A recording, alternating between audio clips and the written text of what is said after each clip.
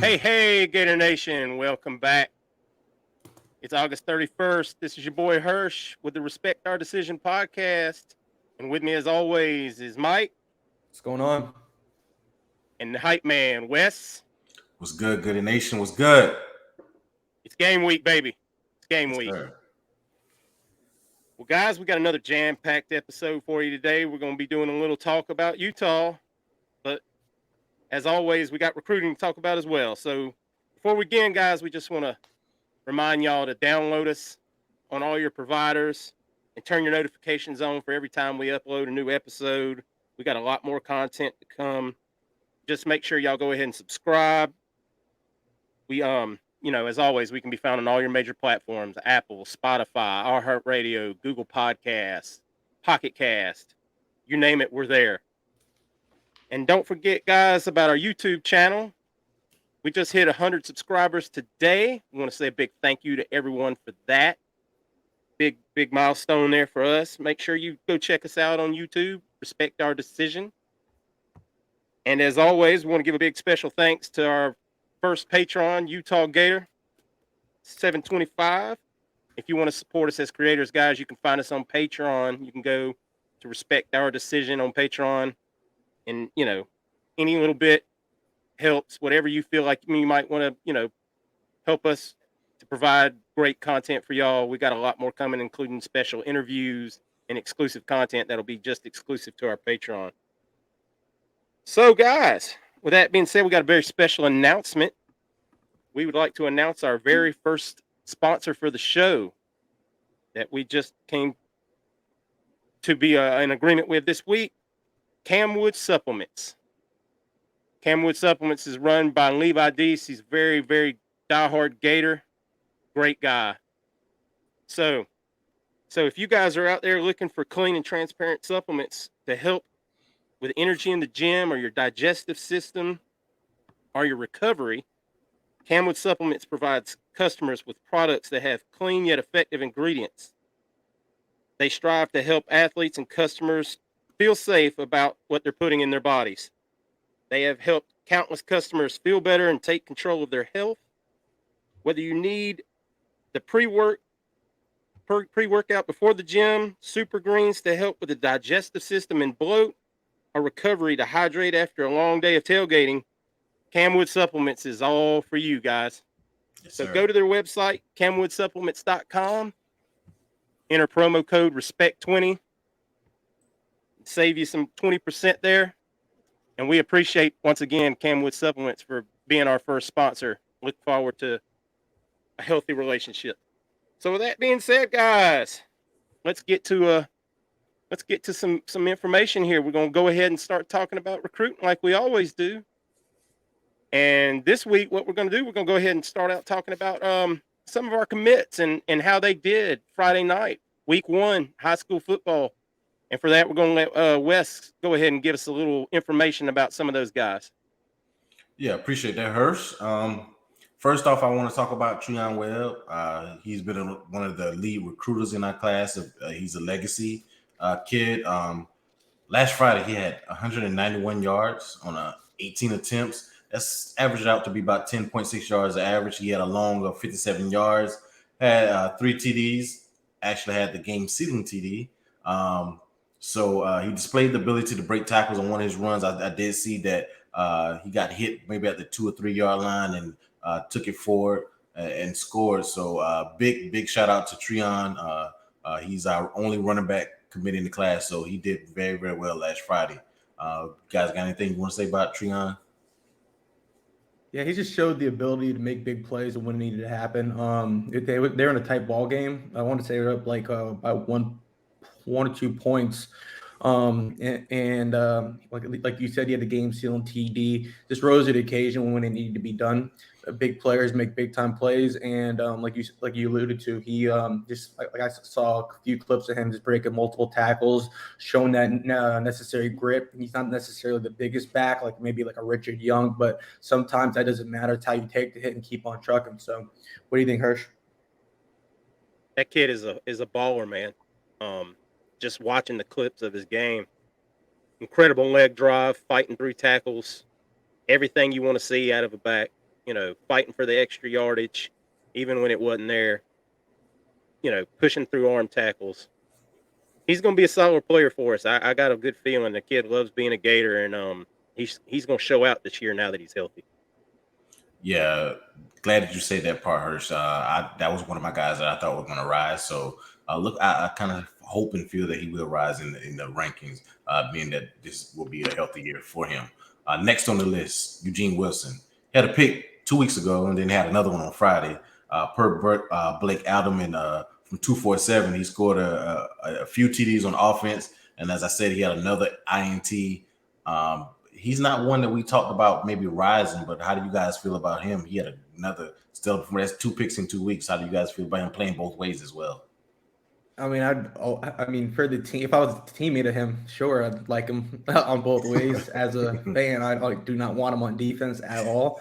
So that's just, that's just how I feel about that. To be selfish, but no, I definitely see him rising. He's already, I think, week 1, week 0, better yet for them. He was on like the top 10 players in the country for our performances for on 3. So he's definitely shown his consistency with his play. I see him, a big time riser and finishing in maybe in the top 80 in the country overall. So I'm definitely looking forward to that and his speed coming to Gainesville. Kid's a playmaker. Big time players make big time plays. It don't matter where they're playing on the field. And 2 weeks, two weeks of highlights. I mean, the kid is just phenomenal. Like Mike alluded to, I think he's going to shoot up the rankings. I think he may even get higher than 80, top 80. I mean, yeah. Obviously, we've talked about the rankings before. I mean, they may not weigh his play as heavily as it should be, based on what evaluators, quote unquote, saw in camps. So we'll have to wait and see where that goes. But the highlight reel don't lie. The kid can play, and he's going to be a big time playmaker. I got a feeling here in Gainesville. Yeah, glad he's a Gator, man. I'm gonna run through the rest of these guys a little bit. Touched on Webb and Wilson. Creed Whitmore, playing quarterback in high school. He and fellow Gator commit Gavin Hill, they faced off against another Gator, Jaden Robinson. Whitmore had a long run that was trending, 66-yard TD run that showed his athleticism, showed what he could do as a weapon that we were using with. Jaden Robinson had a nice night as well. Another, I think that was trending as well, Gator on Gator violence, unquote, as he laid the wood to Whitmore on one of his deep passes. But those kids had a good game, and they talked after the game. It was good to see those guys together, breaking bread. Marcus Stokes, quarterback in the class, he took a tough loss to Pup Howard's team. That's a kid that we're trying to recruit and flip from USC. He was under pressure the whole night, though. He didn't pull up a lot of stats. He did get injured, but it didn't appear to be real serious. But there's been a lot of speculation and talk about him not putting up numbers. But if you watch the film, that kid's offensive line is not really, really, really good. And that kind of dictates his numbers. So hopefully they can fix that. It was week 1, I believe, for Stokes, if I'm not mistaken. It could have been week 2, but I think it was week 1. So that kind of something that hopefully his high school coaches can get fixed. Kevin Collins, the guy from Alabama, he had 8 tackles, 2 tackles for loss, and he had a sack on the night. Big kid, loved what he put on film. So that was good to see him have a good night. Aiden Mazel, there was something that he tweaked his knee. We got word back that it's not too serious, so hopefully he'll be able to be on the field on Friday. And a 2024 commit. I love the 2024. Not a guys. Commit, but hopefully. Oh, excuse me. I say commit. Excuse me. I'm speaking in existence. That's my guy. I love the 2024 class. Knock on wood. I can't knock on because that's my guy. He's coming like one of the other guys. Fans, we can't help but mention and talk about DJ Lagway. This kid has generated that much excitement, and we all want him to be a Gator. So we're going to talk a little bit about DJ Lagway. Yeah. He like Hurst and Mike said, he's not committed in the class yet. I think he said last week though that he did want to commit after the season. I know it was like 3 weeks ago that it was said that he wanted to commit like next summer, maybe springtime. But now is like April, but now the word is that he wants to commit after his junior year. So that may be good for us, being that we're in that fight with him. He had a spectacular night. He was 21 for 37 for 343 yards and 6 TDs. Added another rushing TD on the ground with 7 rushes for 102 yards. That's a total of 7 TDs, guys. The final score was 73-14. I mean, that was sick. He did make on 3 week 1 standouts per Charles Power, Texas High School Player of the Week. I mean, that kid is just a phenomenal athlete, phenomenal quarterback, good person. He interacts with everybody. So you guys got anything you want to say about Lagway? I know we talked about Eugene and Webb earlier, but this guy is a key guy that we can get in the 2024 class. You guys anything you want to say about him? That's your boy, Hirsch. Take it first. I can't rave about the young man enough. I've tweeted about him a couple of times from our podcast account, and he has taken the time to respond both times to the compliments that we have given him, and has been nothing but just as nice and complimentary as a young man of his age can be, which says a lot about him as a person and his family. And if you watch the video that we retweeted out a few weeks back that documented his visit to Florida for Friday Night Lights, you can just see what a well-rounded young man he is, and how nice a man his father is as well, because his father was with him on the visit. And I don't put a lot of emphasis on must gets, or this kid is a can't miss. But right now, with the way you've positioned yourself, not only with 2024, but the way you've positioned yourself in the recruiting of 2023, and basically made it known that you're done recruiting quarterbacks for this year. You have moved on to 2024. You've put your eggs in the DJ Lagway basket. I mean, they're there. So you got to do whatever it takes to get this kid closed out. I mean, I know Texas A&M is going to be a factor. I know Oklahoma is going to be a factor. At some point, you've got to be a factor in the QB recruiting. I mean, you got to put it down. If you were willing to put up whatever it took for Jalen Rashada, you have to go above that for this kid, because he's that talented. Yes. Mike? And he plays baseball, so. But no, I think the numbers speak for themselves. And also, like Wes said, he made the on 3 week 1 standouts of the week as a junior. So he made the week 0 as well. Oh, my no, I'm just saying, and I think that was a jamboree or something of that nature. But he made the list for the week 0 as well. Yeah, in Texas, I have that is the number second best state in terms of football talent in the country, and he's Texas Football Player of the Week. So, I mean, the talents, with the numbers, they all speak for themselves. Hirsch pretty much said everything, so I won't, expand on that. But end of the day, he's a uber talented individual who's a must get for the 24 cycle. Absolutely. And speaking of 2024 kids, real quick before we move on, just a reminder that tomorrow is the first official day that coaching staffs can contact 2024 recruits. So you'll probably see, if you're on Twitter and whatnot, you'll probably see a lot of 2024 kids talking about things of that nature in the next day or so about coming in contact with Florida or, whatever school is recruiting them. So things are really about to open up from that end. So moving on from that, guys, it's Utah week, like we all know. And sticking with recruiting, we're going to go ahead and, before we get into the game and talking about Utah coming to town, we're going to talk about some visitors coming to town.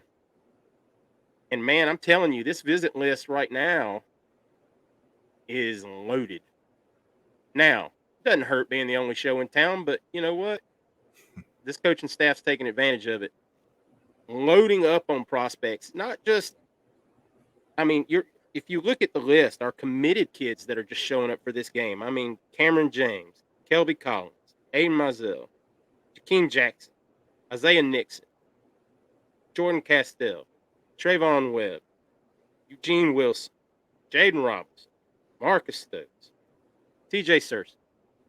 Galvin Hill, Sharif Denson, Creed Whitmore. I mean, that is the majority of our commit list coming into town, not only to watch us play, but to do a little recruiting of their own probably while they're here. I mean, and that can be tremendously helpful to have that many committed bodies around these other kids. So you not only do you have those committed kids, but then it's been well documented. Cormani McLean is going to be there, hot off the heels of coming for Friday Night Lights. Dejon Johnson coming back into town. And then you've got what I think, besides obviously Cormani speaks for himself, but the most important maybe recruit that we have coming this weekend, left for maybe for the 2023 cycle, aside from the defensive lineman that we'll talk about on another episode, is a 4-star offensive tackle Kayla Bloom out of Arizona. Because as we've spoken on many times, the offensive line board is dwindling and having to be reshaped. And this was one of those kids that, after we missed on a couple of prospects, after we missed on the couple of kids that went to FSU, the staff was very quick to pivot and offer this young man. So he'll come to town. I think he needs a full court press. We'll have to see what he has to say on the back end of his visit, and undoubtedly we will speak about that next week. But man, it don't just stop with the 2023 kids. The 2024 kids coming in is even more impressive, and Wes is going to give us a little information on that. Yeah, I'm gonna give you some information on my baby, which is a 2024 class I love. Before that, all these visits, we want you guys to know that they are unofficial visits.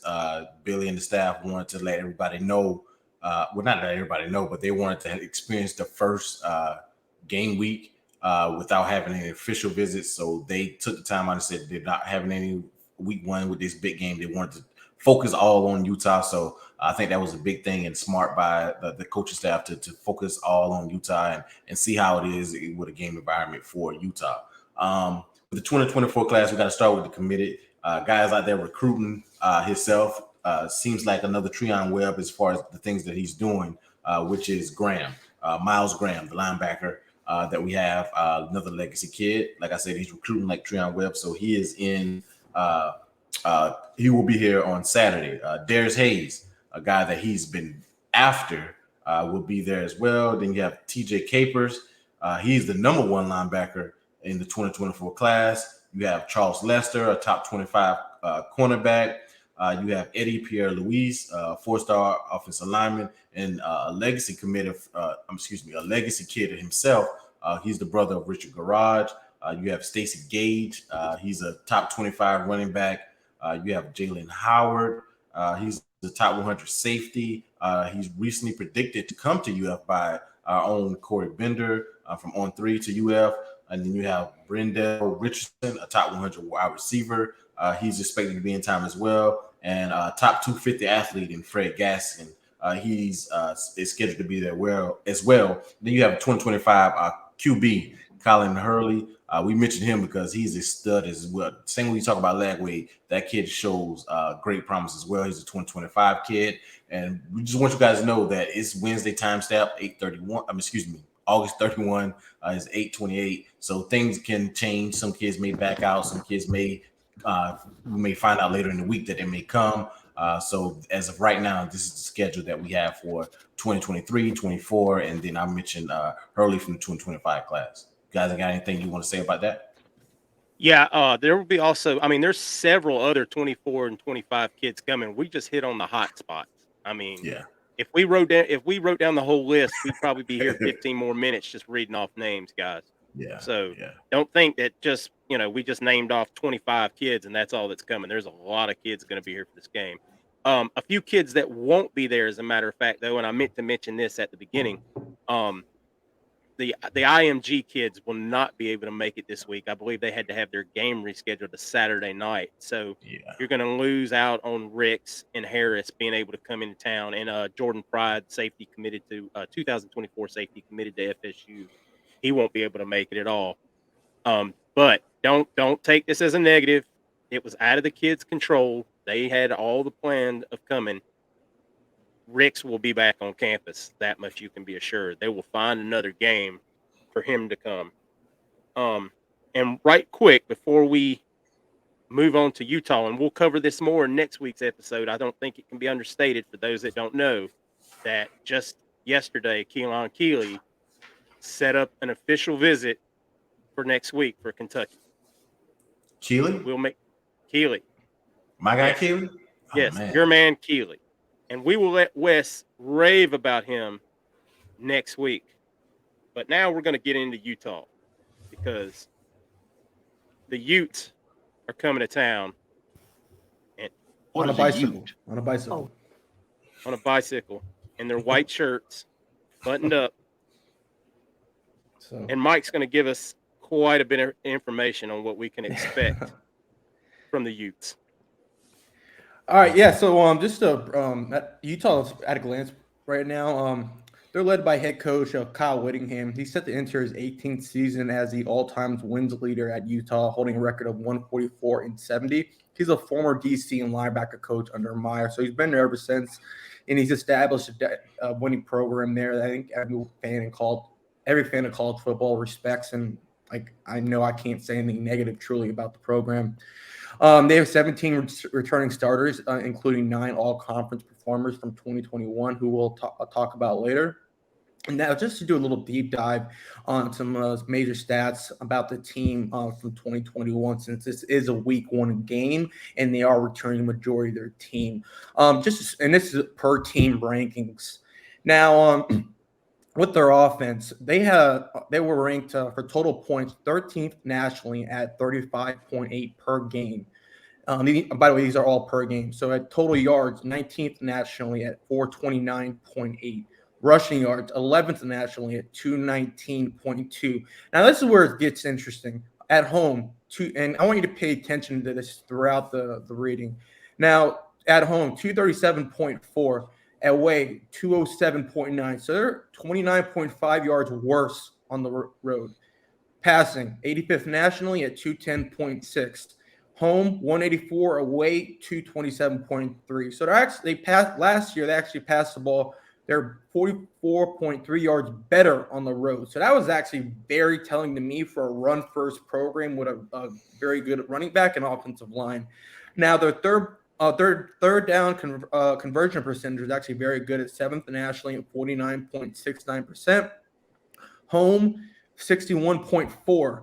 Away, 43.27. Once again, 18.13 worse on the road. Now going to the defense, total points, the 32nd nationally at 23. Sorry. That's 15.6 at home. They're giving up 27.6 on the road. Once again, 12 points worse on the road. Total defense, 35th nationally at 36 point. Total yards, 23rd nationally at 349.1. At home, 311.2 average. Away, 372.8. Once again, 61.6 averaging yards worse on the road. Now, as you can see, they're just worse. They're, with the exception of passing, they're a significantly worse team on the road. Where are they playing? On the road in the swamp, which we'll get into later. Now, some of the opponents, they're down. Now for their defense, once again, their opponent third down conversion percentage, 56th nationally at 38.12. Takeaways, 103 overall at 1.1. Last year, UF was actually tied at 8 with 8 others at 104 overall with 1. And you remember how bad we were last year, so they're obviously not that great in terms of takeaways. Now with penalties, 25th overall at 4.9, and their strength of schedule last year was 25th. Now I'll pass it over to Hirsch in terms of their all-conference performers that we were talking about.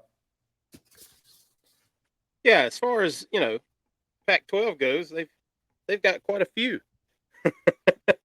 I mean, they've got Brandon Daniels, offensive line, first team.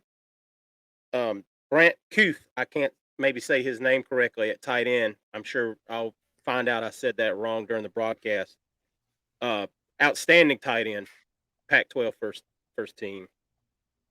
Tavion Thomas at running back. That is a name that all Gator fans probably need to be very familiar with. This kid rushed for 1,100 yards last year. I mean, he's a stud. He's a really solid running back, and we'll focus on keys to victory later. But I mean, we're gonna have to focus on him first team. Santoa Lamua, offensive line, second team. Cameron Rising at quarterback, solid quarterback, second team all conference. Dalton Kincaid at tight end, honorable mention. Devon Vale, wide receiver, honorable mention. I mean, that's, some pretty strong performers on the offensive side of the ball, and it doesn't get any easier on the defensive side of the ball. I mean, you've got Caleb Bishop at safety, first team all conference. Van Filliner, first team all conference. Caleb Phillips at cornerback, very solid cornerback, first team all conference. Jatavius Broughton, cornerback, second team. So, I mean, two good starting cornerbacks. Muhammad Diabate getting the honorable mention. Apparently they saw something we didn't, but we'll talk about that later.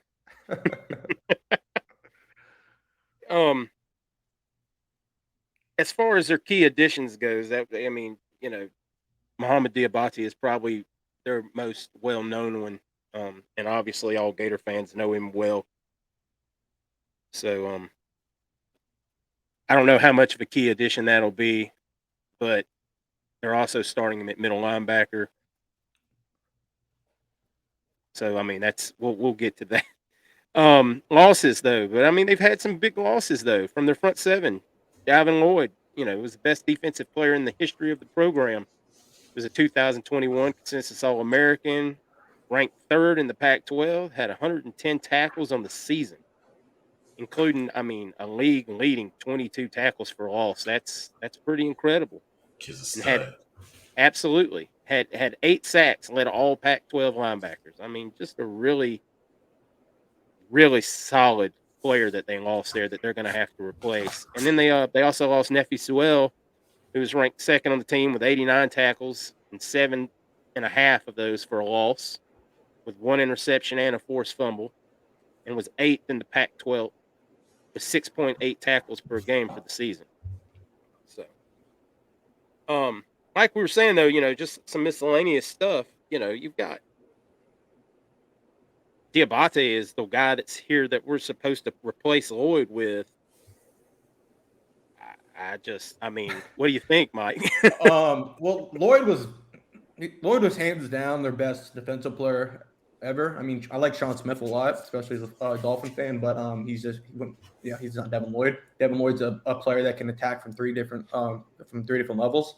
In terms of speed and I wouldn't even say athleticism, speed maybe, yeah, but there's just two different players.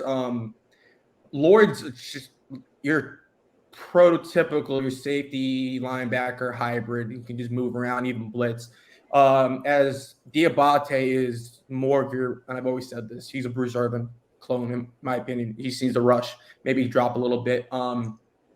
So it's what they're trying to do. I don't blame them, especially in the position they're in. Diabate is talented. However, if you're expecting that production, you maybe catch 30%, 40%, but he's, end of the day, Diabate is not a linebacker. He does not have linebacker instincts, and you cannot teach that. I think we found that out in LSU, even though it was a lot of other factors that had into play, but he's just not a linebacker. He's not aggressive enough, doesn't have the instincts. He's a pass rusher. And he's very good at it. I mean, when you lose somebody that talented, if you lose a first-round pick, it's hard to replace. I don't care who you are, unless you're Alabama or Georgia and you recruit at that level. Utah is definitely not recruiting at Alabama and Georgia's level. So to lose a guy that was a first-round pick, that's enormous, and it benefits us in this game, this environment. And to replace him with a guy we already know in Diabate, we saw his struggles there. It'd be good for us to see him in a new system, to see how he shakes out. Same thing when we play Hopper later on in the season, to see how his development is. But to see Diabate now is crazy. And then when you point out the stats, about the road and away thing. As you illustrated, what I want fans to understand is the reason why their passing numbers were up, like what Mike gave to you, because they were behind. And when you're behind, you pass the ball more and you run less. So that is why those numbers, you like, well, they pass more on when they're on the road. That's because they were behind on some of those games. So those wider numbers were there. So that's my take on that.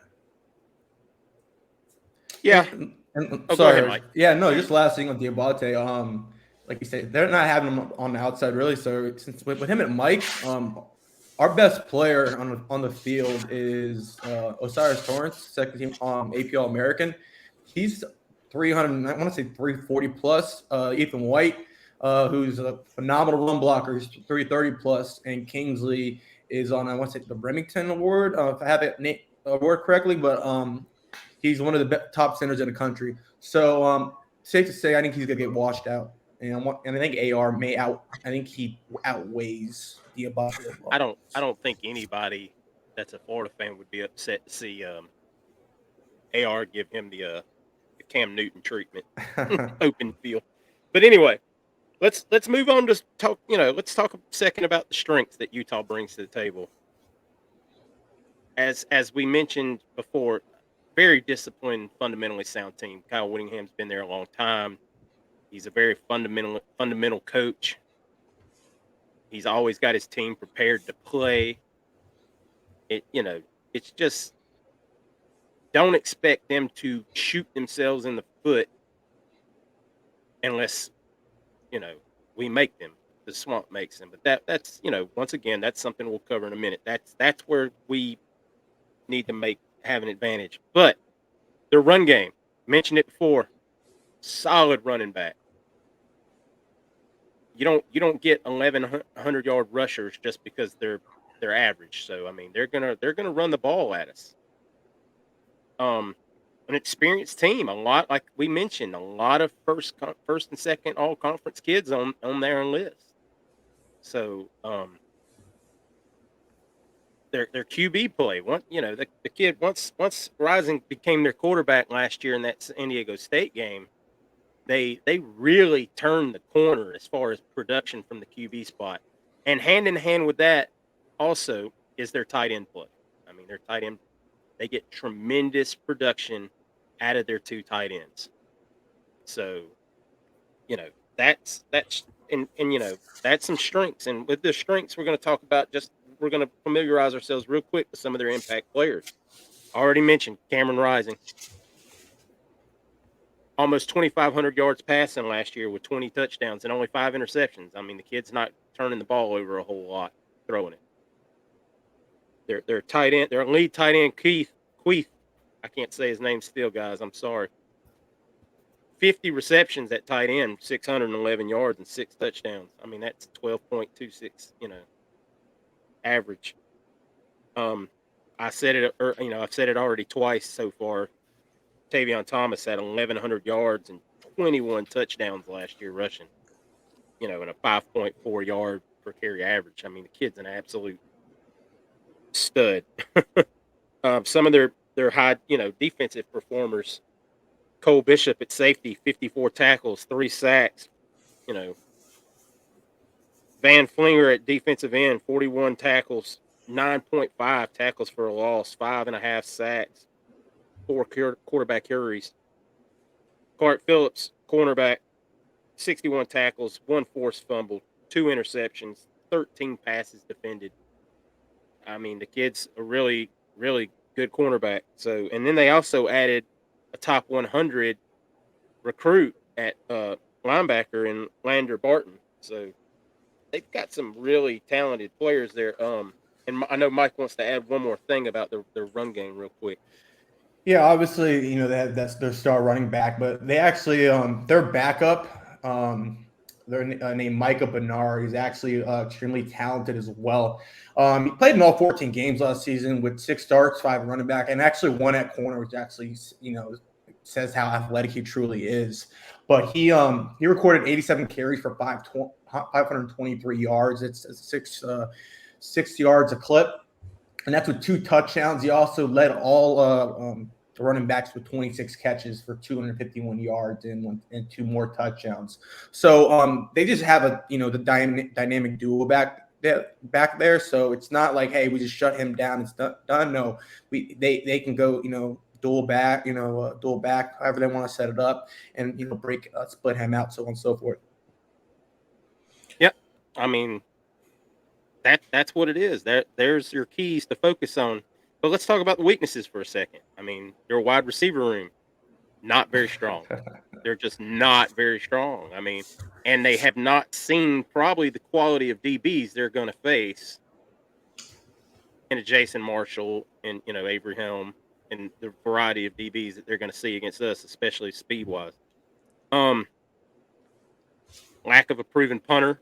They don't have much. I mean, the kid's not punted for him yet. He's they have a punter that transferred from Michigan State. He's transferred over. He's an Australian punter. Really, linebackers that we've already alluded to. They're a little thin there with the replacements they've had to make, or unproven, I guess would be a better statement. Obviously, we know what we expect out of Diabate. Offensive line. They have a new center. They're breaking in. First game, he gets to come to the Swamp. We know what kind of havoc that can play with a kid that has to have those play snaps. And their left tackle. Their left tackle is new to the position of left tackle. He actually switched over from left guard and played a little bit of right tackle. But I mean, there's just not a whole lot there, guys. I mean, what do y'all think about these weaknesses?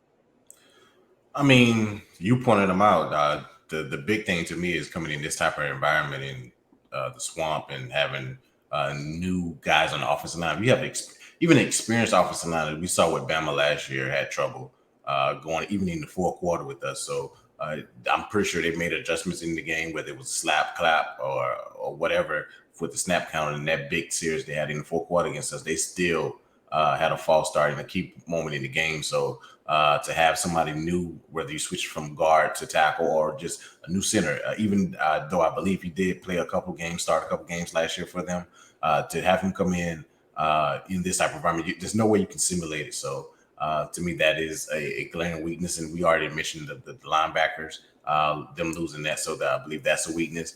This team kind of reminds me of a West Coast Wisconsin team. Not really using the receivers a lot, running the ball very, very well, and with the tight end. So they kind of remind me of that a Wisconsin type team. If I watch a lot of football, not really the West Coast, but I do watch Big 10, Big 12. So that's who they remind me of. Mike. Yeah, just going like you were saying, the center, and that's obviously a brand new. It's definitely a very important position for calls and everything.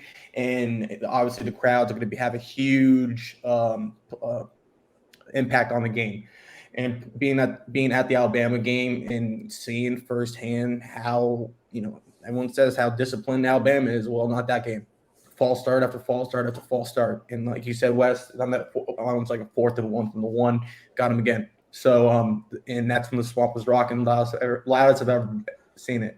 Now, also that left tackle, like you guys are saying, he is new to the position, but he's just a very talented football player. He's first team all conference for a reason.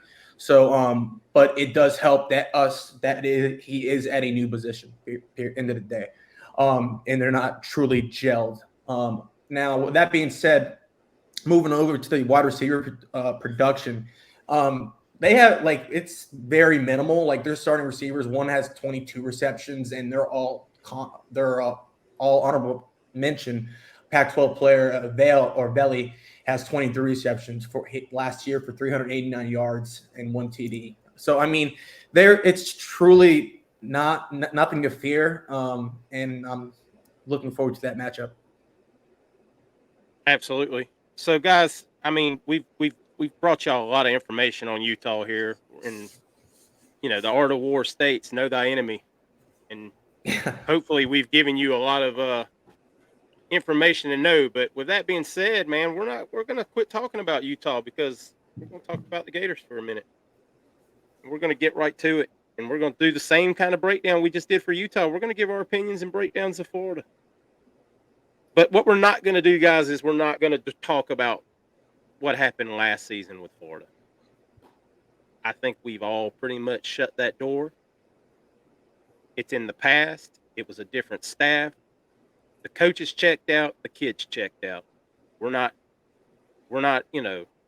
playing those same kids that went on the field versus Missouri and South Carolina and Sanford and whatnot aren't playing with that same attitude week one going into this game. It's just not the same. So there's no need to dwell on it. But first, like we said, like we did with Utah, we're going to talk about, we got some new additions on the team. Wes, what additions to this squad are you most excited about seeing week one? I'm going to start with the guy that could be a potential first round pick in Osiris Torrance. I want to see him at guard on the offensive line. I know that's not a sexy pick, but I just want to see him in a higher offensive line. I believe that's one of my keys to the game. We'll talk about that later, but I want to see him. I also want to see Ricky. I want to see Ricky Purcell at wide receiver. We've heard a lot about him in camp. I know he's coming off an injury. Hopefully he's healthy coming into this game, because we don't have a lot of game breakers, and he has that to be a game breaker. So I want to see some from him. We have Jalen Kimber. He's fighting for that second corner spot opposite Jason Marshall. So he's a new addition. We also have Montrell Johnson. I would love to see him playing SEC football. He had a great year last year as a true freshman with Billy Napier. So I want to see how he factors in. And then you have Ventura Miller coming back. Mike has already talked about our linebackers. We missed him last year. I know he's not really a new addition, but to have him healthy, to see him come back will be something to have. So, Mike, how do you feel about those guys? Yeah, well, you picked my favorite, so I'm a little perturbed on that with Osiris. That's my guy. But I'll let Mike that has ride. been the leader of that train. Oh my goodness! Oh goodness! I forgot you love the offensive line. My bad. I should have stuck to the linebackers. Yeah, it's trenches. That's little. But no, him in particular. But I digress. No big deal. He's number one. You can see how important that position is. Ethan White, when he went out, we went down our rush per game went down 2 yards. That was just him. So you had Ethan White win second team All-American, day one, probably early day two pick. It's going to be astronomical, especially you put him with Kingsley, the drive that it can do. Also, my probably 1B is a healthy Ventrell Miller. And I say that because a lot of people don't, when they see like a Miller or they see a David Reese, they just see, it's a slow backer who can't cover. Well, what I see is a middle linebacker who communicates, who has instincts and can go from, C gap to C gap, and who make sure everyone's lined up. So what he's going to do for the defense, a lot of it you can't put stats on. So we do have some breaking news, though, and we have the official depth chart. So I'll kick it back to Hirsch for that. Yeah, guys, as we went on the air, the depth chart went live, so we're kind of reacting to this on the fly. So if we miss something, I know everybody's going to spend the next 24 hours obsessing and breaking down the depth chart, but we'll try to give y'all listening at home and listening tomorrow as, you ride into work, maybe a little information as far as what we see on the depth chart. So, Wes, what looking at what just came out on the depth chart, what sticks out to you? Yeah, two big things I noticed. I'll save some for you guys to chew on as well. But the tight ends. Make sure you don't talk about the offensive line. I'm not gonna touch them. But the tight end Xanders and Zipper. It says Xanders over Zipper. We know that Napier does want to run the ball and use a lot of two tight end sets. To see Xanders, we saw him in the spring game. He looked good there. So that was, to me, him over Zipper. Pretty sure he wants a good blocking tight end. in there. So maybe that's why Xanders is there starting over him. And kick return, I know we want a spectacular guy back there, but to me, it kind of reminded me of Freddie Swain back there some years ago. Guy Hendo, I don't remember Hendo ever having a fumble last year. So just secure the ball. Don't need anybody spectacular. So those two things that I saw that stood out to me in a quick glance of that depth chart is Xanders at tight end and Hendo with the sure hands back there receiving the punts. Mike? Yeah, some other ones. One stuck out. Wingo is going to be, I want to say stuck out, but some big names. Wingo is a third string Mike behind Scooby. I've heard Scooby's been having a great fall camp, so I'm not too shocked on that. But he was a big time recruit. Lingard is not on depth chart, so that's probably the biggest shock. Just based on the fact that he was a 5-star recruit. I know we kept hearing he may not even be third string, but at the end of the day, he's a name. Lastly, a couple things. Jalen Lee is a nose tackle. I'm not shocked at all because Watson's probably good for 8-7 plays a game. And Jamarcus Weston is going to be the kick returner. And if he fumbles at the 1 again, I'm going to run out in the field myself to triple. So that's about it. Well, all right. One thing I noticed, God, I feel like here we are again. No specific kicker named as the lead man. So I guess we're going with a hot foot. I guess we'll find out as everyone else finds out who's going to take the first kick, and we'll go from there.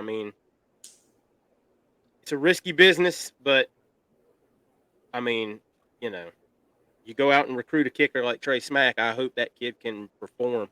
One thing I did want to go over is there's only 4 guys mentioned as being out for the game, and that would be Arliss Boringham is mentioned as out with an upper body injury. Jaden Hill is out with his knee. He's still having a really hard time with his recovery on that knee. Guys, I don't know if we may never see Jaden Hill play here again. I don't know if he's ever going to heal up right. Plus, I hate it for the kid, but it's just been a long, hard road for him. Jack Miller obviously is out with the broken thumb. That he should be back week 3, week 4, and David Connor is out. He had some surgery as well, as was mentioned.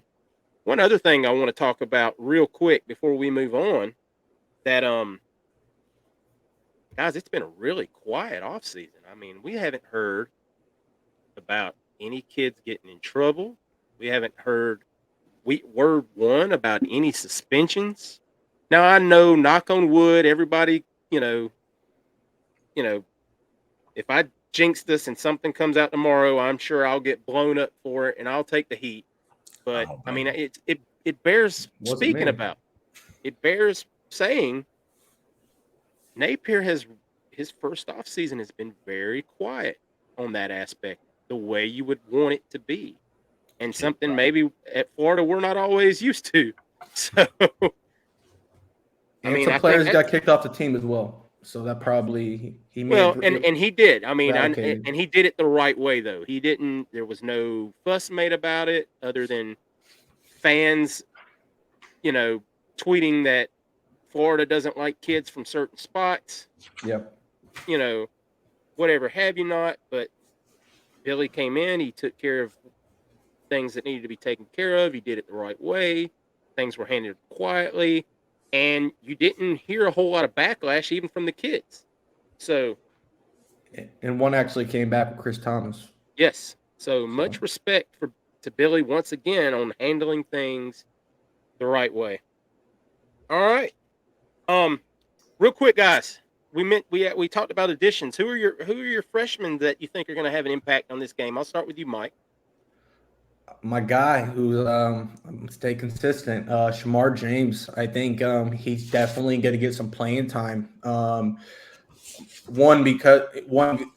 reasons. One, the tight ends. I think he's going to match up athletically, so probably the best, and also I think they're going to be playing from behind midway through the third quarter, and they're going to have to start passing, as Wes brought up earlier with their pass yards. So I'm going to go with Shamar.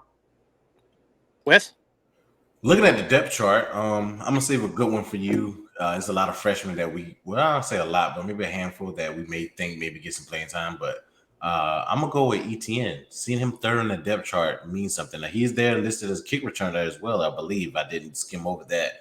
I wouldn't mind if he can. I said this last week. If he can have a freshman year compared to like what his brother did at Clemson, that'll be a sight. That'll be a game breaker we need. So I'm hoping that we see a couple carries from ETN, and I will look forward to seeing some game breaking stuff from him. So that's my guy who's freshman.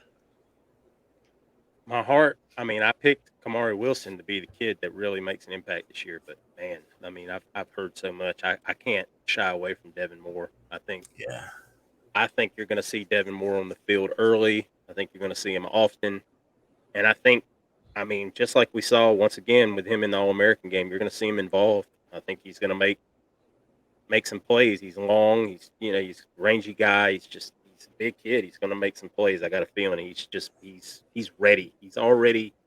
I think he's SEC ready, and I may be putting a lot on the kid, but he has the intangibles. Man. Yes, he has the intangibles. We're not going to put those labels on him because I know where that rolls. All right, guys. Let's talk about Florida's strengths for a second, and I think we all can start with the same strength of this game. We're playing in our house. There's no place like it, at least as far as we care. There's just nowhere like it.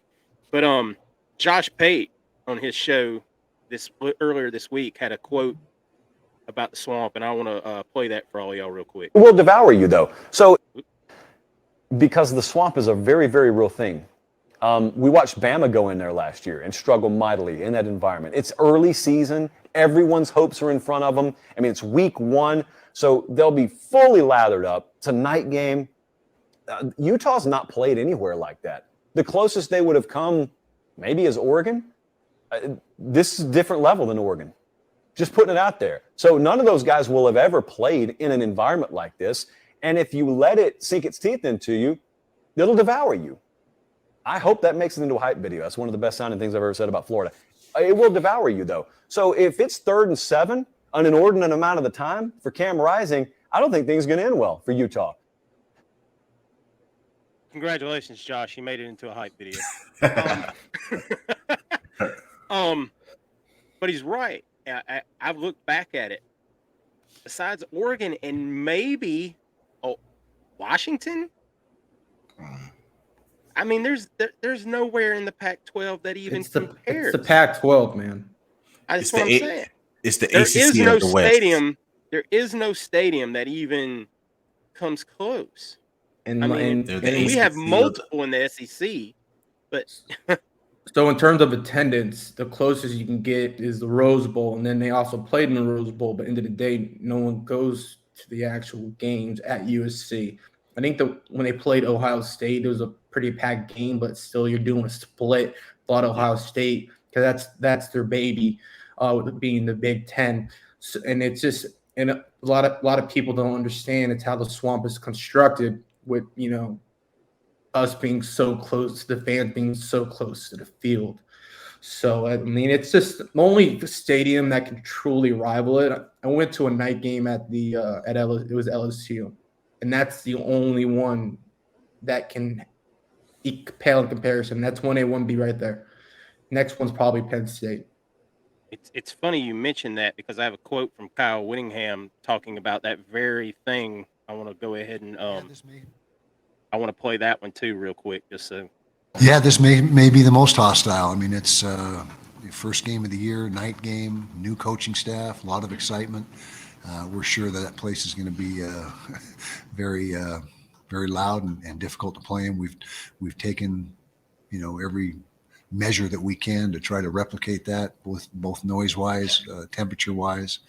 And so we'll see what happens, but we expect to, and they're right on top of you there. I don't know if you've ever been to the swamp, but they're right on top of you, and it's very, the crowd is a big factor in games in the swamp. Just as Mike was alluding to. Yeah, I don't care how much you try. You cannot replicate the humidity. You can't replicate the noise.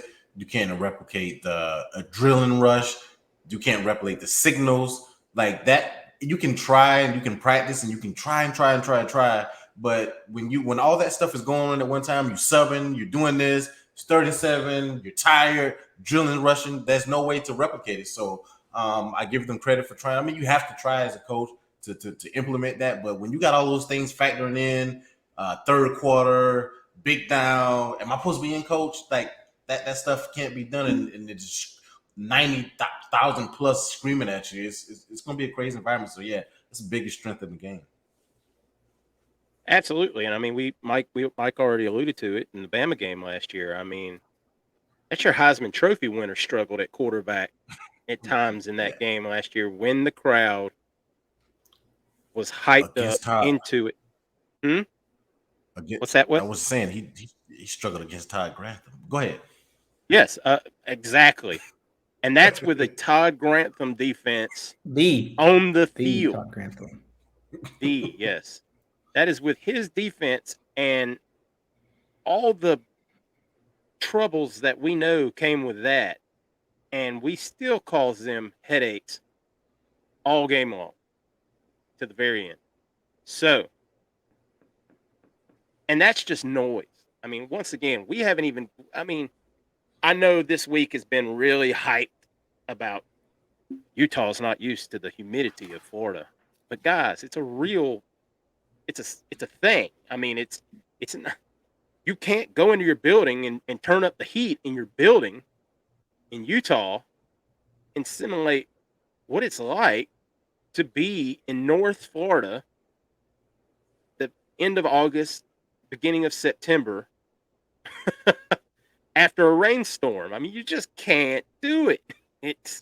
Hey Hirsch, let me give you an example. When I was in college, I used to train in the summer down here, 11 in Central Florida. I trained at home about 11 a.m. on purpose. I'd run like stairs, hot as can be, right? Probably like 80, but humidity all through the roof. Went up to college in the Carolinas, so it was like record highs up there, 100 degrees, quote unquote. People like getting heat exhaustion under the tents. It felt like it was 75 to 80 degrees. I was fine. It's different. I was hanging out. I was looking around like, y'all are hot. This is record. This is all you got. The cramps are different. Your chilling. body just doesn't hydrate the same. It's a different animal. And I mean, I live in South Georgia. Humidity's just the same. I mean, you walk outside, it'll suck the air out of your lungs. I mean, it's not something. What's that, Wes? It being the first game factors into that a lot. Absolutely. Nothing gets you prepared. Nothing gets you prepared to play football, but playing football. You know what I'm saying? That's all. Nothing gets you prepared to play football, but playing football. Absolutely. Yeah, and also moving on to like some of the like position groups that I think are going to some strengths to the game. Just to start out, I have our offensive line. Obviously we're returning 3 out of 5 starters. We added Tarquin, who had time to start last year. I want to say at least, or that had time in the game, and also Osiris Torrance. So when's the last time we said offensive line was a strong point of our team? 1990. No, it's been a while. It's been a while. So it's something. I'm excited for it, and like I said, we lean on them. It's the main thing you can do, lean on them. And with the offensive line comes the run game. And we talked about the depth chart a second ago, and yes, NTN is a freshman, but those first 2 kids, I mean, going back once again to the Alabama game on our 99-yard drive that I know Mike wants to cringe about at the end of the game, Naquan Wright was the horse on that drive. Naquan Wright caught a pass coming out of the dang end zone and then proceeded to take the ball 4 or 5 more times and just work his way through the Bama defense. And that was a good Bama defense. So I think Naquan Wright's time is now, and he's healthy and he's ready to shine. And then, of course, the hype man's going to tell us the last real strength we have, because he's going to talk all about the potential Heisman trophy. Yeah, Mike doesn't like when I say this, but I feel like we have potentially the best player in the country. So when he steps on the field, I think he might be the best player on the field. I said potential, Mike, potential. But I just need him to play smart. I think I said this before, I'm a Washington Redskins / Commander fan, and I remember RG3. The thing he would not do is slide. And I need RG3. I need AR to, when it's not there, to take what the defense gives him, which means slide and run out of bounds. I feel like he's can potentially be the best player on the field, and with that means being aware and being smart and realizing who you have behind you, which is a lot of inexperience. And if he's that guy, he has to know when to slide and when not to be Cam Newton-esque and just go out of bounds. So I'm looking to see his awareness and how he plays smart. But he can be the biggest strength we have on the field every game we play. Yeah, the only thing that scares me about AR in this game isn't AR. It's the quarterbacks behind him for this game. That worries me, that he can't maybe be himself because there is no depth. But that being said, we're going to go ahead and we're going to talk about what we each think are some of our impact players for this game. And we're going to go ahead and start off with Mike, and he's going to tell us who he thinks are some of the big impact players for this game. I think let's just name a couple. I think Jason Marshall, just because if he can, when as long as he's healthy enough, you lock down one side of the field. Like we've already said that their wide receivers aren't that great. He can, bottom line, if you can play man coverage, stack the box, I think we'll be good to go. And also Brenton Cox. How he ended the season. You saw the FSU game. He man on fire, and he was healthy. Exactly. About half. He was injured about the first half of the season, so he ended the season like a man on fire. And he also, this is his money year. You got to keep that in mind as well. So he's been focused. You can tell on his social media pages, likes and just things he's been saying. He's definitely in the right mindset. And if we can get him in those third and longs or force those third and longs from an early sack, that's how we win the game. Wes, who are some of your impact guys? I'm going to go with not a player, but a coach. I'm going to go with Patrick Toney as my impact guy. It's been a nightmare with Tyron Grantham here. So to have somebody, the best thing is to have somebody new. And I want to see how he deploys his linebackers or his safeties. We know from watching Utah, they haven't changed over 18 years. That's the advantage kind of thing that we do have. We know who they are. It's not because they have a new system. They don't have a new system. It's run the ball, hit the tight ends. And I want to see if he really does, like Mike alluded to, let Jason Marshall and Abraham or whoever's the other corner man up, and how he covers those tight ends and how he stops that run game. So Patrick Toney is my impact player / coach of the week. Boy, won't it be nice if we don't see our corners come out and be 8 yards off the ball? Woo! Yeah. One guy I'm going to lead off with is Big Gerv, man. I can't wait to see what Dexter does this year. I think this could it could be his money year as well, and I think he's about to feast on some people, especially as they move him around that defensive line. I think a kid of his size and his athletic ability is an absolute mismatch for so many people. In the fact that he can move around, you can play him at end, you can play him at tackle, you can do a lot of things with their and I think he's going to excel wherever he lines up at against. And once again, you're talking about a new center, you're talking about an offensive tackle playing his first game at left tackle. You line up and see this 6'8" monster standing across from you. You better get ready because he's coming. Also, I don't think it can be, a healthy Ventrell Miller is a big deal to this defense. once we lost Ventrell last year, you never felt like the defense had its identity after that. It certainly didn't have a leader. And as much as we talked about he who shall be named defense and how complex it was, and you don't have that guy that can communicate out there effectively, it causes a lot of problems. And having your leader back means a lot on defense. I mean, we've always had that really great middle linebacker that was a leader, whether it be Spikes and Seiler, Garrett Davis. I mean, we've been blessed with great leaders at middle linebacker, and Ventrell is just another in that long line of guys, I really believe. So I believe that, he's going to make a big difference. And I know we all feel this way, is we have a large group of kids that I think are going to be deployed to play the tight ends for Utah, whether it be Dean, whether it be James, whether it be Bernie, whether it be DeJuan Black. Everybody wants to see DeJuan Black get on the field, and I think this would be a special assignment based for him and his talents is covering these very well used tight ends. So we'll have to see what the game plan is, but like Wes alluded to, you've got to believe Tony has got a scheme ready to go for these guys that's gonna be nothing that they've seen, because he's never had this kind of talent. I mean, let's just be honest with it. He's an up-and-comer in the defensive ranks, but he's never had this kind of elite athletic ability in his scheme. So it's going to be fun to watch him turn it loose. But if you talk about strengths, you have to talk about weaknesses. So we're going to take a minute. We're going to talk about what could be some Achilles heels for us going into this game. Mike?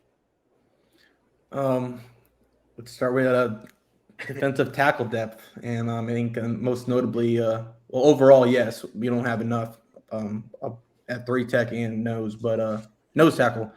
So we do have Jalen Lee starting, as we spoke about on the depth chart, but Watson is unfortunately not good for more than a few plays a game. He definitely really good at sub packages on short yardage, so hopefully his conditioning has improved.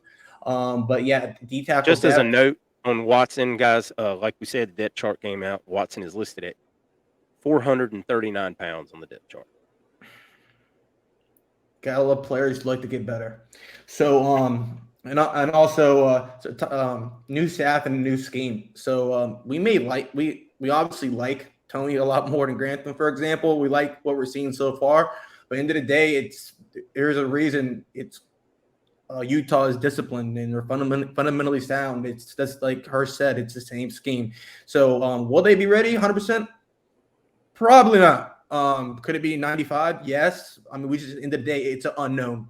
So that is a weakness since it is unknown. Wes, you want to talk about some of our weaknesses? Yeah. Backup, Mike said it earlier. That was you, Mike. I believe it was you now, Hurst. Now that I think about it. It was me talking about the quarterback depth. But yeah. If something happens to AR, I mean, but you can say that about a lot of places in the country. If such and such goes down, who they have back there, we have a walk on. Yeah, that's all. The only problem with it's not that bad. Ours is the only problem with our room is we saw him get hurt a couple of times last year. So yeah, that's the scary part, and that's why I was saying I hope he's not an RG3 type when he's trying to take on guys and just goes out of bounds, slides when he needs to be slide, when he needs to slide, and not try to overdo things. If it's fourth quarter and we need a big first down, then you put your shoulder pads down and you get the first down. But if it's first quarter and you get out of bounds, so that is a thing with AR and our backups. And the tight end depth, a lot of inexperience behind Zipper. We have guys that we got from the defense side of the ball to put on the offense. So that is a big concern for me, the tight end depth. Hopefully Xanders pans out. He looked good in the spring game. Zipper has been around for a while. He caught touchdown pass from Trash 2 years ago. So with Zipper and Xanders and some of the other guys that are inexperienced behind him, but there's just not a lot of experience that we can count on. Losing Gamble last year really, with this year, him going to UCF really hurt. Absolutely. Well, guys, we've run down the strengths. We've run down the weaknesses. We've talked about all the factors. We're going to go around now and just give our individual keys to victory. What we think individually it will take Florida to walk out of this game 1-0. So with that, Mike, hit us with your keys. Don't let them get off on running the ball. Stack the box, play man coverage, like I was saying earlier. End of the day, they don't have the athletes on the outside with our secondary, and that will allow us to get the crowd into it and our pass rush. And we have, as we've spoken about over the previous episodes, Sat Boone, Gervon, Cox. We have the athletes to get after the ball. That's not a problem. And their athletes just aren't it in terms of passing. Now, the second key is going to be just you stop the trenches. So I did the numbers here. They actually have a 287-pound defensive tackle, and their 4 guys average out 271 pounds. Our 5 guys average out to 321.4 pounds at a difference of 50.4 pounds.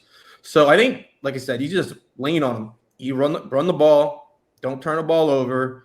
And I think about the third quarter, midway through the third, with that humidity, is when you start to pull away, and you'll take care of business. And once again, they're going to start want to throw the ball, and the crowd gets into it. For me, defensively, I go defensively first. The thing that I want is we have to be able to stop the run, stop what they do best, make them throw.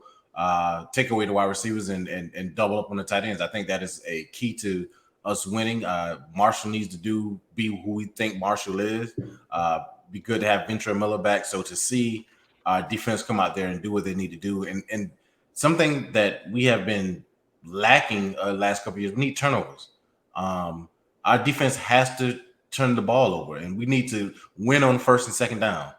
People love to talk about third down. But if you win on first and second down and make it 37 and you get the crowd into it, winning on first and second down helps you win on third down. So that's my key for defense. Offensive, this kind of the opposite of what I say for our defense. Don't turn the ball over.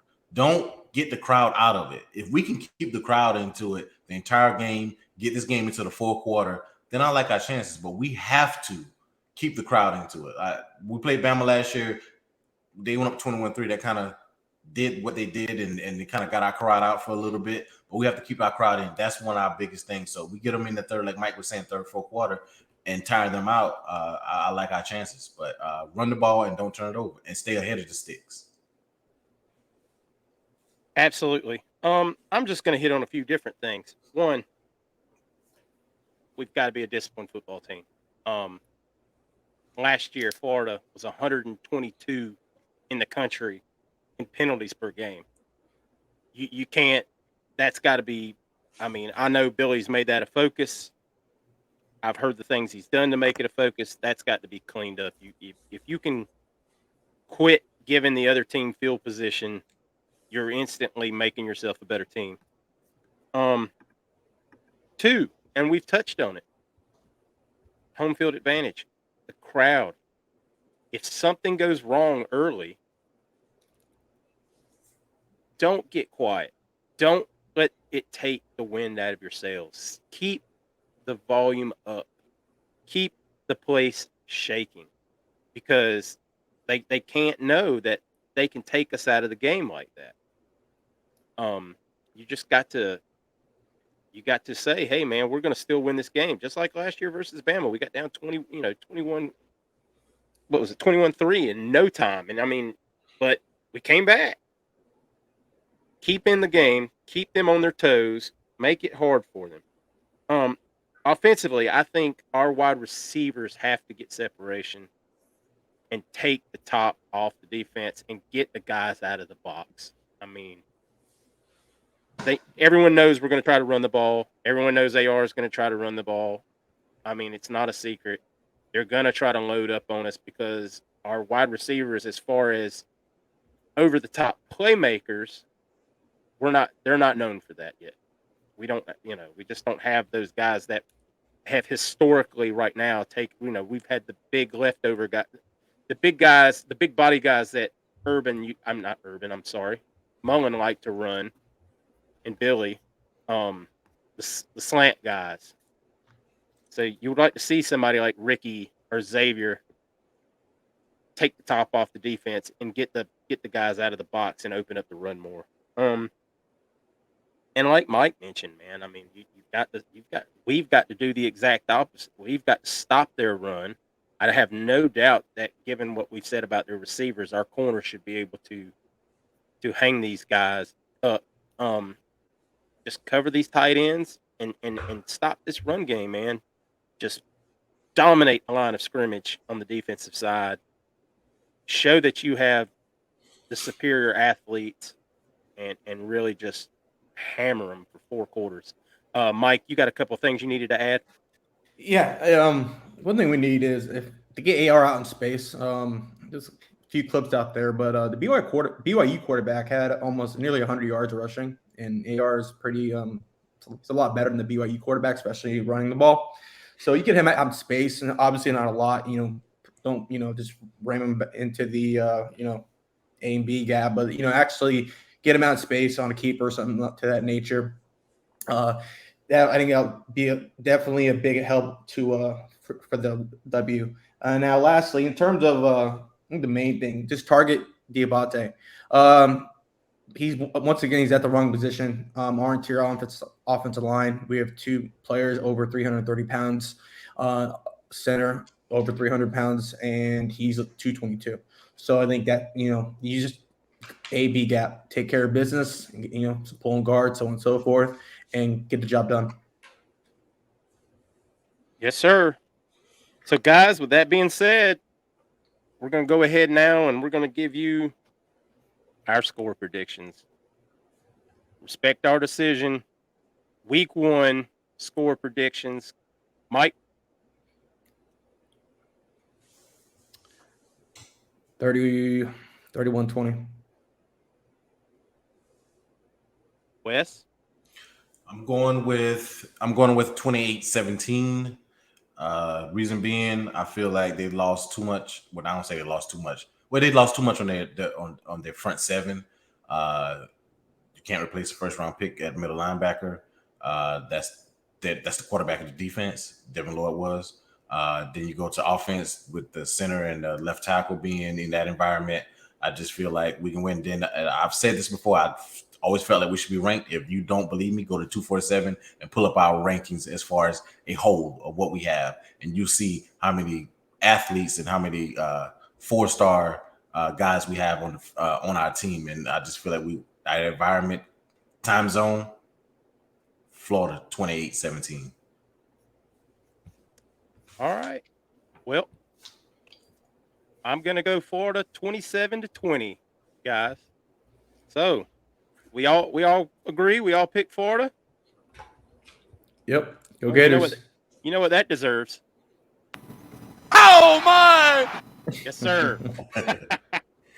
All right, guys. Well, this is something else we're going to do every week during the season. You watch College Game Day for it. We're going to have our own Respect Our Decision pick 'em. And this is week 1. We're going to make an effort every week now going forward to have somebody on with us as a guest picker. We'll figure out who that is week to week. I know we're trying to plan on having our man CJ on with us next week to do picks. We told him he's done so many great things for us for our graphics and stuff like that. We wanted to give him first crack at it. But we got a 10-game slate. It's not a real great slate, but we got 10 games we picked, and we're going to have a little bet on it. I believe what our bet is going to be, I know me and Wes talked about this, that the winner, that the 2 losers have to have the NFL Avy of their team, of the winner's team for a week, since we all cheer for different NFL football teams. If you don't know, Mike's a big Dolphins fan. Wes is a big Redskins fan, and I'm a loser. I'm a big Falcons fan.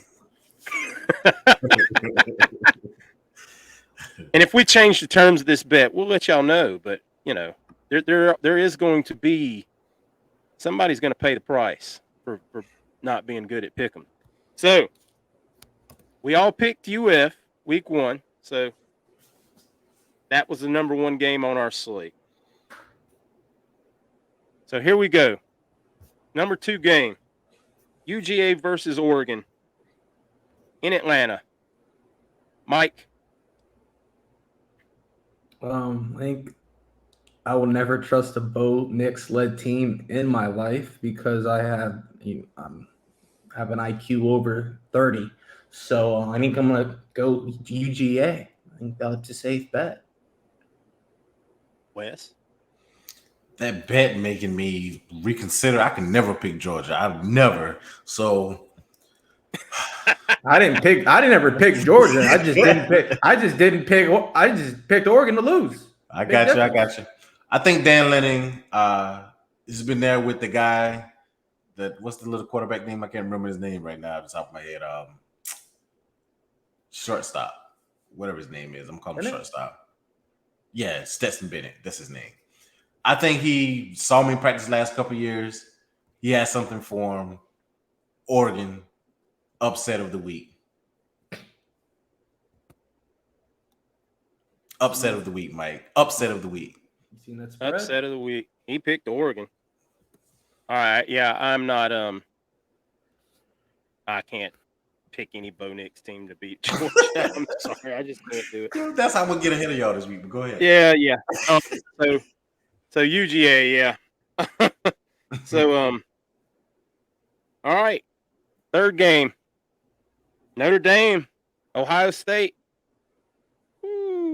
Marcus Freeman's first games against CJ Stroud and top 2-3 receiver in college football. Yeah, I'm going to go Ohio State. I like Marcus Freeman.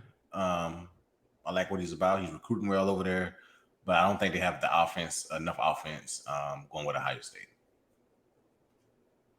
Yeah, I got to go with Ohio State too on this one. Anytime the Domers play anyone that's really, really worth their salt, they show what they are, and I can't do it. So, all 3 of us, Ohio State. All right, now we're going to get a little interesting. Now we're going to talk about who knows football. Cincy versus Arkansas. Mike? Oh, I got to go with my man Pitt. Pig Suey, man. Come on, Michael. Sam Pittman. Cincinnati lost a lot of talent. Lost, Desmond Ritter, big, 3-star quarterback. Their corner. Sauce, yeah, he's overrated, but he's still talented in college. And just lost a lot of talent. And I want to say they lost another corner as well. So just programs like that, it takes a couple years to get that turnover going again. So I'm definitely taking Arkansas there. And I like the offense they're running with Bryles. I like their quarterback. And they got an Alabama transfer as well. And like what they're doing. So yeah, I'm gonna roll with Pittman too. Glad he's not at Georgia anymore. Really loves what he does. I'm going with Arkansas. Arkansas is actually my pick to finish second in the West over there in the SEC. So I'm rolling with Arkansas. Yeah, since he lost Sauce and Ritter, yeah, I gotta go with like Cody Bryant. I think. Just Kobe Bryant. Yeah, that's a lot to lose, and then to come into week 1 and then have to face what I know is going to be a physical Arkansas team in Pittman. So, yeah, I'm gonna go with Arkansas as well on that. All right, Thursday night game: Pitt versus West Virginia. The backyard brawl is a proper name. And I'm going Pitt, man. I'm a Slovis fan. The transfer QB from USC. They did lose their star receiver to USC in Addison, but I've always been a Pitt fan. And they have a very good defensive line, one of the better ones in the country, actually. So I think that's what between Slovis being competent quarterback and that defensive line is just gonna take him over the top. Wes. Yeah, I'm gonna go with Pitt as well. I think they look good. They They did lose NFL quarterback, and that may hurt them because they won some games close last year with some shootouts, him making some plays. But I don't see anything in West Virginia to make me want to pick them, so I'm going with Pitt. I'm gonna put them on upset alert. I'm gonna take the Moonshiners here and JT Daniels. Oh my God, what am I doing? Is he wearing a turtleneck? And chain. Okay. Jonathan Taylor Thomas. I want to see if Mike got it. I want to see if Mike has an upset pick up this week too. So you'll see. We'll see.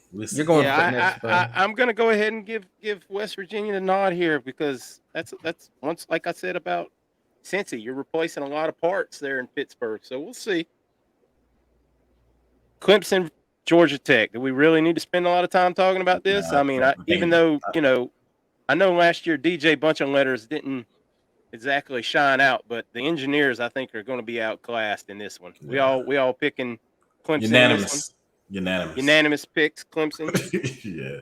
All right. That D line's disgusting, and Shipley as they always are. Yeah. Purdue and Penn State. Is that his upset? I don't know. I'm gonna go before Mike. Let him savor this. We did discuss our picks beforehand. Just to let you guys know. But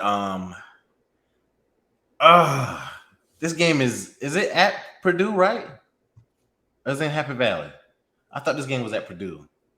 On my sheet is saying Purdue, Penn State, so I'm not sure. But I think the game is at Purdue. I'm gonna say close. I think you know what? This game bothers me. If this game is at Purdue, I'm going with Purdue. If the game is at Purdue, I'm going with Purdue. That's why you do your research before the show. Yeah, I can't remember. What's your pick? What's your pick? I said Purdue. If the game's at Purdue, I'm going Purdue. I think it's at Purdue. So your pick is Purdue? Yep. You said I think. All right, my pick's not Purdue. I'm not picking Jeff Brom that early. I don't like to. I'll take a Jeff Franklin led team. Week 1, Penn State. Yeah, I'm gonna go ahead and take Penn State on that one myself. They get upset later in the year. They normally take care of business early on. That game is at Purdue. Well, so I'm sticking there, Purdue. All right. Wes is on board for Purdue. UNC App State. Now, like I said, not the greatest slate of games, but App State has played well against the bigger teams. They gave up a lot of points last week. Go ahead, Mike. Who you got on UNC App State? In case people missed the FAMU UNC game with FAMU's best players out, they did not look good that first half, and so don't let that final score fool you. They look like garbage. App State is a very well-run program, has been for the better of it over a decade now. So I am taking App State with the most beautiful campus in the country. And shout out to Boone, North Carolina.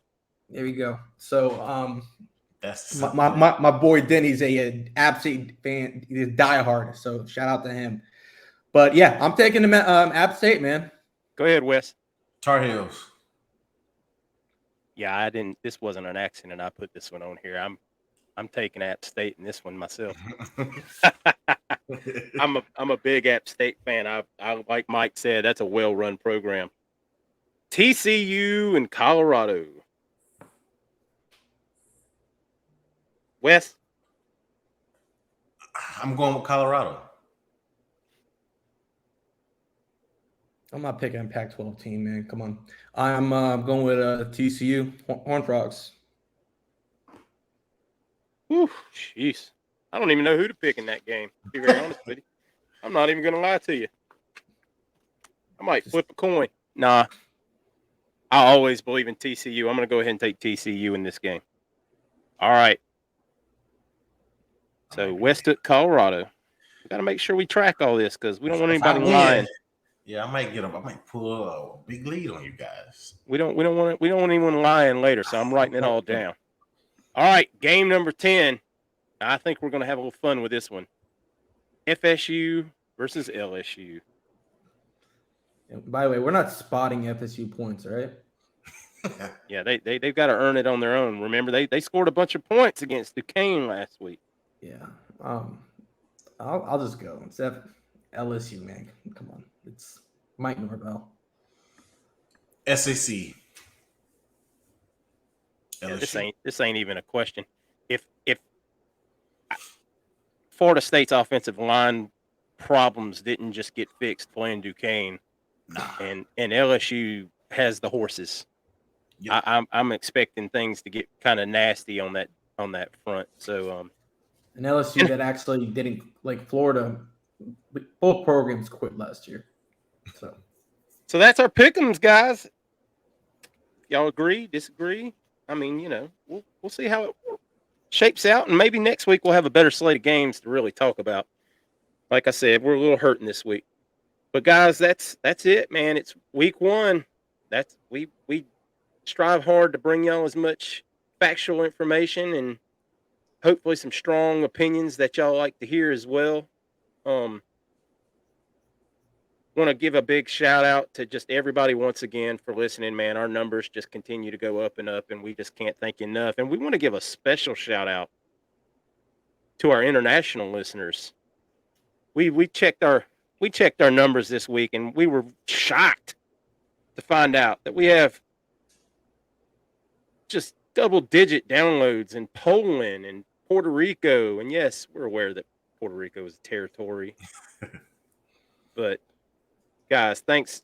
If you're in another country and you're listening to us, and hopefully you like Florida football, or you're just discovering Florida football and we're making you fans, we really appreciate you listening and hope you continue to do so. So, guys, with that being said, I say it at the beginning of every episode. I say it again. Don't forget to download us on all your platforms: Apple, Spotify, iHeart, Pocket Cast, Google Podcast, all of those. Turn your notifications on for the latest and greatest information in Gator football, and especially Gator football recruiting. Make sure you once again give us a view on our YouTube channel. Go check it out. See if you like. We get kind of expressive doing this. We get excited, and we plan on bringing y'all different videos as well on YouTube. We're going to clip some of this up in the future, so that you can just watch segments maybe instead of watching the whole video at once. We know everybody's really busy out there, and maybe if you've already downloaded the podcast, you don't have time to go through and watch these three guys say the same things over and over again, but maybe you just want to hear that one segment that you really liked and listen to that again. So we're constantly striving to get better for you guys, and we welcome all your opinions and your information. The feedback has been phenomenal from everybody, even if it's not positive, because we don't get better. If you're not just getting better, Mike. Hey, if you're not getting better, you're getting worse. That's right. It's a lifestyle. There you go. He finished it for me. It's a lifestyle. The man's taught me some things. What can I say? I'm an old dog, but I learned new tricks. So, guys, once again, thank you so much. Much love to all of Gator Nation. Y'all are the greatest nation on earth. Shout out to Gator Josh too. Yes, I'm sorry. Thank you for mentioning that, Wes. Shout out to Gator Josh. He's been giving us a tremendous amount of info. And thank you so much for doing that. We appreciate you. And one more shout out to our sponsor, Camwood Supplements. Visit camwoodsupplements.com. Promo code RESPECT20 saves you 20% on your order. Go give them a look. Get you some supplements. Get working out. And make sure you follow us on Twitter, respectourdcn.com. We got all kinds of information dropping there as well. Mike, you got anything you want to add?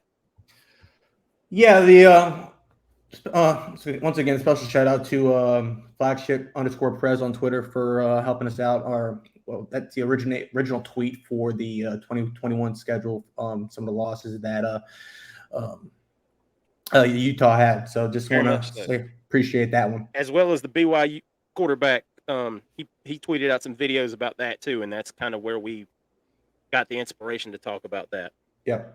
We're always watching, guys. We're always, we love all the interactions we get, and we try to make sure we give credit where credit's due all the time. And if we miss something, please do not take it personal. We're still learning on the job here, and we're trying to, like I said, we're trying to get better. And we try to make sure we recognize everybody who's been so kind to us. And with that being said, we're gonna kick it to West, take us home. Yeah, one last thing too. We just recently started a Facebook page, so if you guys want to follow us there, if you're on Facebook, please, we want to get our numbers up there too. And like her said on YouTube, we just started that. So like and subscribe. So don't subscribe and not hit the like and subscribe. Do that for us as well. We appreciate all that. And to our veterans Instagram out as there, well. yeah, Instagram as well. To our veterans and those who might know veterans, if you know someone or you're a veteran yourself, please hit us up. We do interact with you guys, and we want to, make sure our veterans get the benefits that they need as well. Support our troops, love our country, go Gators, and we thank you guys. We love you guys for all the support. It's Wednesday. You guys will hit us either tonight or in the morning. We almost here, so Saturday's right around the corner. Throwing me a cookout. You guys enjoy. Mike will be boots on the ground. I don't know if he wanted to tell you guys, but Mike will be there in person, boots on the ground. So we might have some things from Mike during the game, tweeting live stuff. Excuse me. Hirsch is going to hit on that, so I don't want to speak too fast, but that was my thing about that part. So go ahead, Hirsch. My bad. No problem. Actually, aside from Mike, on Saturday, yeah, we're going to have some live reactions, some live photos from Mike in the stands and around the game.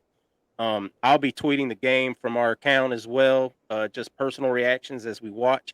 But we also don't want to get out of here without reminding y'all, starting Sunday night and coming out live Monday morning, we're going to have our second show for y'all called Respect Our Decision, Raw Reactions. We're going to jump on here and give our takes on the game, man. And what, did it go our way? Did it not go our way? What could have been better? What went great? Did it kind of fit what we thought might be the plan of the game?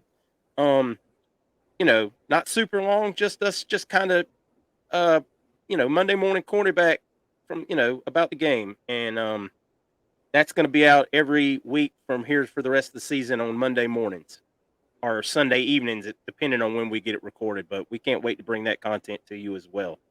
So with that being said, guys, we're gonna go ahead and get on out of here. It's beat Utah, baby. That's all it is. Beat Bateman Utah. got us. Bateman got us. Bateman got us If you're this not a Saturday. Gator, if you're not Gator, you're Gator bait. Go Gators. Wes said it. We love you, Gator Nation. Thank you so much. We'll catch you next week.